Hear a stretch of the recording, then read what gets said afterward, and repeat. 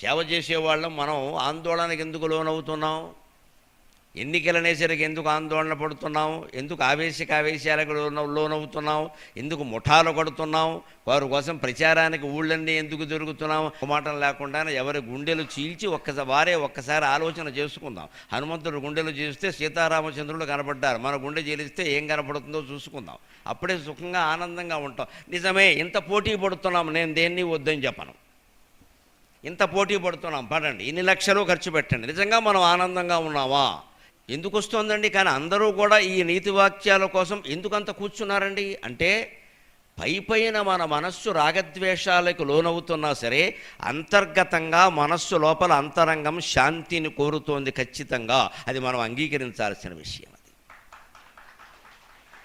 పైకి ఏదైనా కానివ్వండి, మీ మనస్సు నా మనస్సు అన్నీ గాలిగంతులు వేస్తూనే ఉంటుంది. వేసినా సరే, ఏదో పోటీలకు పోయినా సరే, లోపల మాత్రం ఏముందంటే ఆ హడావుడు ఏదో అయిపోయాక మళ్ళీ కారు ఎక్కాక లేదా ఇంటికి వెళ్ళాక లేదా హోటల్కి వెళ్ళి రూమ్లో పడుకున్నాక ఎందుకు ఇదంతా? తతక్కిం తతక్కిం తతక్కిం తతక్కిం అని శంకరాచార్య ఆత్మశ్రీ నిగరఖణ స్తోత్రం అని స్తోత్రం రాస్తారు. అన్నీ సాధించావయ్యా, ఏమిటి, ఏం పొందావు? తతక్కిం, సో వాట్? దానికి అర్థం సో వాట్?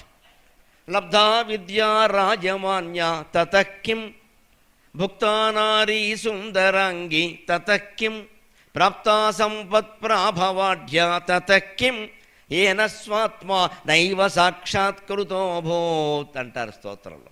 లబ్ధా విద్యా రాజమాన్య తతక్కిం, దేశాలన్నీ గౌరవించేంత మహారాజులంతా నీకు కనకాభిషేకాలు చేసేంత పండితులు అయ్యావయ్యా, సో వాట్? అయితే ఏమిటి? నువ్వేం గ్రహించావు? నువ్వు ఆనందంగా ఉన్నావా?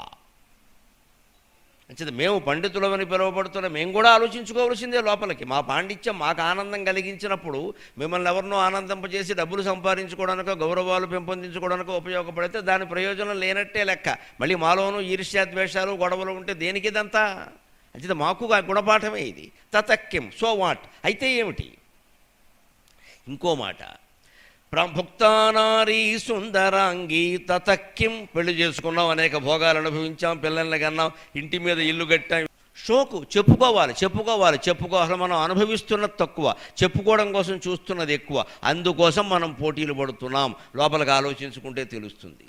మనస్సు పై పొరల్లో గాలివాటం ఆలోచనలకి ప్రాధాన్యం ఇచ్చామంటే అంతరంగంలో శాంతి అనేది ఉండదు. ఈ ఆలోచన ఎందుకు వస్తుంది? దీని ద్వారా నేను పొందింది ఏమిటి అని ఒక్కసారి మనిషి లోపలికి ఆలోచిస్తే ఏమీ లేదు పొందేది, ఇవేమీ లేనప్పుడే సుఖంగా ఉన్నామని అర్థం అవుతుంది.